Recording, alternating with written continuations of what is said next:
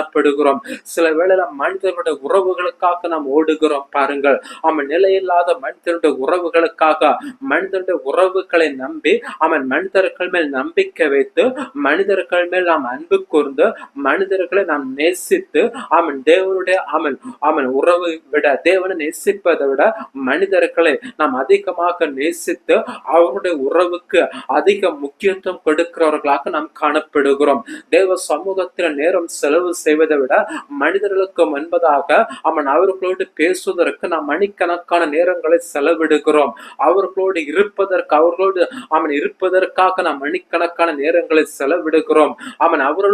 அவர்களுக்கும் நமக்கும் இருக்கிற அந்த பாசம், அந்த அன்பு முறிந்து போகாத வண்ணம் நாம் கவனமாய் காணப்படுகிறோம் பாருங்கள். இந்த அக்கறையை, இந்த கவனத்தை நாம் தேவன் மேல் இருக்கிற தேவன் மேல் நாம் செலுத்துகிற அன்பில காட்டுகிறோம் என்று சொல்லி கேட்டால்